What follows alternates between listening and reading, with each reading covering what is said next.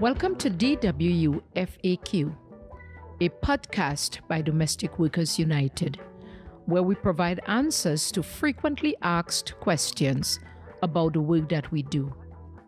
I am your host, Christine Lewis, a worker leader of Domestic Workers United, a movement about respect, fair labor standards, power, and a movement about ending exploitation in the workplace for nannies, elder caregivers, and housekeepers. Here we will answer your frequently asked questions about different types of domestic work and life with members of Domestic Workers United, special guests, allies, and friends. On this episode, we'll be talking about the role of love in caregiving and the unspoken expectations of employers with some members of Domestic Workers United and early childhood educator Justin Gomez. Our work takes us in an unregulated work field that's not regulated by labor laws or fair labor standard. But we're called upon as caregivers, nannies, housekeepers in New York to give care to kith and kin. And when I talk about kith and kin, I mean the children and their parents. And by the way, that's a really tall order. You're not just giving care to the child, you're giving care to the parents. And there are so many unspoken words and nuances in the job that is not implicated when you're interviewed or when you're having conversations with the parent. Let me give you a scenario, an example. One could be you're hired to take care of the child and everything that surrounds the child. But then the parent would drop on you, could you take my shoes to the shoemaker? That's not within the realm of taking care of a child. So one could say, what's love got to do with it? And love's got to do a lot with it because the caregiver, the nanny, the housekeeper is paid, one would assume, to take care of the child and everything that's surrounding that child in the home. What's love got to do with it? We talk about Mary Poppins being fictitious, right? There's no such thing as light housekeeping. Mary Poppins made it seem so easy. Just a spoonful of sugar will help the medicine go down in the most delightful way. That's not true. You know, the rigors of caregiving demands love and love and love and much more love. While we could say it's about the money, sometimes it's not about the money because we're overworked and underpaid. But love, just caring, seeing that child develop, seeing that child laugh, seeing that child come into a being assertive. Yes? Could money pay for that? So again, I pose the question, what's love got to do with it? We could look at a woman in the early 1990s, Mother Hale, Clara Hale, who took in infant babies, drug-addicted babies, aid-addicted babies into her home. And she just nurtured and loved those babies. It was her mandate. It was her gifting. As a matter of fact, it was her call to take care of these babies. Yes? In Harlem in the early 1990s.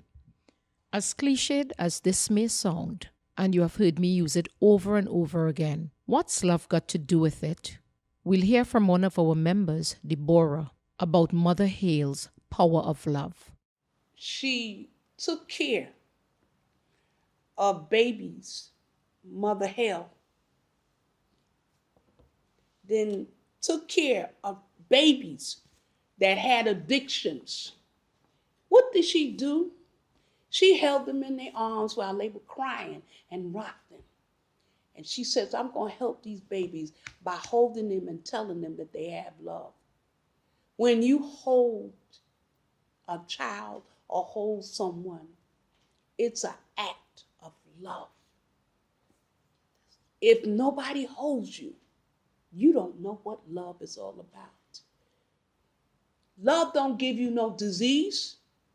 And what cured a lot of those babies born with a crack addiction was Mother Hale sitting in a rocking chair, talking to them babies, seeing them puke their brains up, whatever. And those children became healthy. It's just love, right? I don't think Mother Hale was paid tantamount of money to do what she was doing. She was called. It was placed upon her to give care to these children.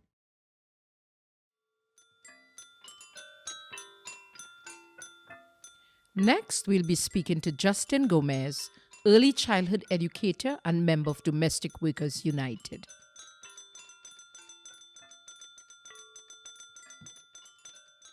My name is Justin Gomez. I am an toddler teacher. I teach in the Montessori pedagogy, I guess you could say. But before that, and currently even still, I work a lot in home care. So I worked as a nanny, I've worked as a babysitter, I've traveled with families, doing all sorts of things for over 10 years. So, what is the importance of the relationship between the caregiver and client? Well, I think number one, the first thing that the caregiver needs to establish is trust between yourself and the parent, because the parent is entrusting their child to you, and you need to present yourself in a way that's professional, so that the parents can feel good that as they leave their child with you all day, that you have the child's best interests at heart, and that, you know, you're going to take very good care of them. They come home, they're happy and safe and well-fed and taken care of and all that. So, yeah, I think the first thing that is important to do is build trust with the parents. Our primary job is to take care of the children, but oftentimes we get asked to do a lot more than that. And I think that's a big reason why I joined up with DWU, because I believe that domestic workers need help and support establishing boundaries. It's really hard to do that when you work on an individual basis in a family. It's not a collective work site. And so it's hard for women to bond together, and yet DW has figured out a way to do that and talk about those issues. So that's a big reason why I joined DWU, because I wanted to fight for women who work in these situations. So I like to say very often, what's love got to do with anything? And I really like to say it because what's love got to do with it? You talk about loving the child, you really have to love the kid. But yet there is you're working with a kid in that environment. Yet there is this unspoken expectation of engagement of the employer. It's not spoken, right? They expect a tantamount, whatever it is, and they hire you to take care of this child. Yet something else happens. Could you speak to that? Yeah, it's interesting because I was actually thinking about this the other day. I work in a community setting, so in a school. And, I think what the school plays on is that you end up bonding with these children so much, you end up loving them so deeply as your own children, right? In many times you spend more hours of the day with these children than with your own children at home. I don't have children, but a lot of women who work in child care centers, who work as domestic workers, do have their own children. And you love these children as if they're your own. And then I think what ends up happening is that employers take advantage of that. They know you love the children so much, and so they ask you to do extra things, or they'll ask you to compromise yourself because they know you're there for the kids, and it's an uncomfortable thing. You're stuck between wanting to stand up for yourself and perhaps knowing that your employer is overstepping your bounds, asking you to do more than they're paying you for, asking for extra this, that, or the other, housework or whatever. And it's hard to walk away because those children mean so much to you. There have been instances where fathers have been inappropriate, and I've had to leave, and it breaks your heart because you love the kids so much, and they're sad, and they don't understand it, and you can't explain it to them. So I think lots of employers they pull on those heartstrings, and that's not fair. I agree. I mean, I've seen it all the time as somebody who works in the industry, how that could kind of segue into that caring. Again, what love's got to do with it. It doesn't pay the bill, but you're loving this kid unconditionally. You're leaving your kid to come into this home and care for this kid unconditionally and giving that love, Some of us, our children are resented by us. They resent the parent because we go into homes and give... you can't put a price on that love that we should be giving to our children at the corner or in our homes or abroad where our children come from. We go into these homes, make these homes pristine, love these children a little more than our own sometimes. That's why I say to women, Yeah. We give the kids, we call the kids, we give them endearments, we call them love, honey, sugar, plum. I say to women, make sure that when you go home, make sure to call all your children honey bun, primrose, sweet pea, tullum, pumpkin. Call them all the names and beyond, because it's true. A Yeah. very fine line goes through that. So tell me, how can the domestic worker protect themselves? And how can an employer be more aware to not take advantage of this caregiver? So that's almost like a two-part question. First off, I find that a lot of families tend to take their nannies for granted. Very rarely do any parents ever ask me about myself, my story, why I do this work, where I'm trying to go, who am I providing for. I think the first step that parents need to do is humanize the situation. Often everybody's in a rush. No one stops to talk and ask people about their lives. And, I'm an exception in some ways in the domestic workers field, but a lot of domestic workers come from other countries. They've had a lot of hardships. Like I said, most of them are women who have their own families.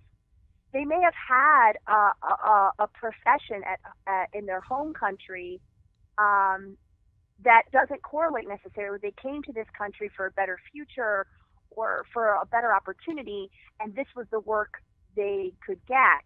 And so I think the first step is to just ask really get to know your nanny, care about her as a person, because she's taking care of your children. What could be more important? But honestly, I often find that sometimes people are nicer to their dog sitters than they are to their nannies. It's incredible. They also pay their dog sitters better than they pay their nannies in many cases. I just don't understand it. So I think that's the number one thing. And then, they should pay people a fair wage. I know that most of these parents would be irate if they were in the situation that their nannies were in and were being asked to do all these things. If at their own workplaces, they would say something to their bosses, demand raises, demand days off, stay home when their children are sick, and yet they don't think to give that to their nannies, because to them, they don't humanize their nannies. They just use them. I don't even know how to describe it, but I think the responsibility is on the parents to take that initiative, educate yourself, but just give a fair wage, give fair benefits,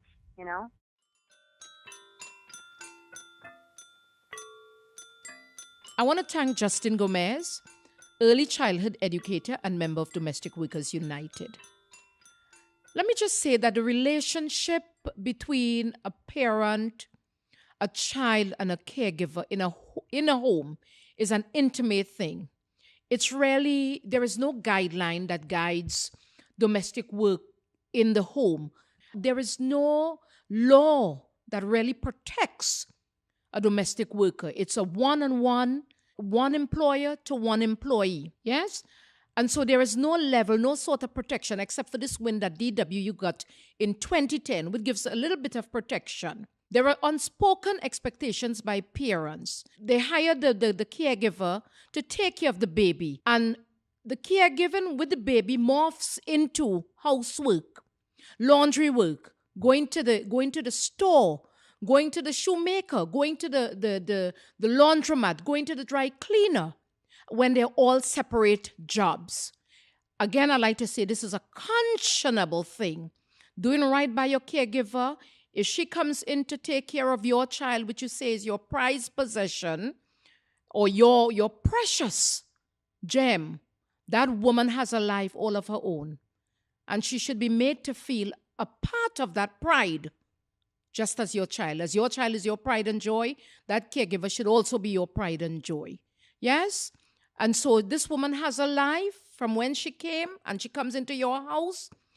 This job is about integrity, power, fair labor standard, and love. Our member, Lisette, leaves us with this. I have to add, I always say the mother is a natural thing. All caregivers we have come from our hearts. And I always say, like, you see the animals, they're not teaching to be a mother. Since they come out, they know how to be mother. So they're not our children's. And we have to take that place because it comes from our heart, something that we come with, natural.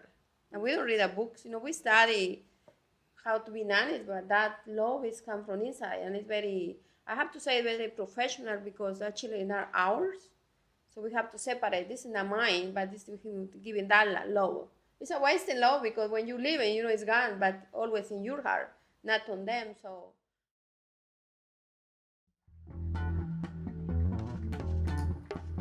This podcast is produced in partnership with Brick and our producing mentor, Keisha TK Dutes. Yeah! With many thanks to our members, our producer, folklorist Eileen Condon. Thank you, Eileen. Thank you. And thank you for listening. To support DWU, visit domesticworkersunited.org.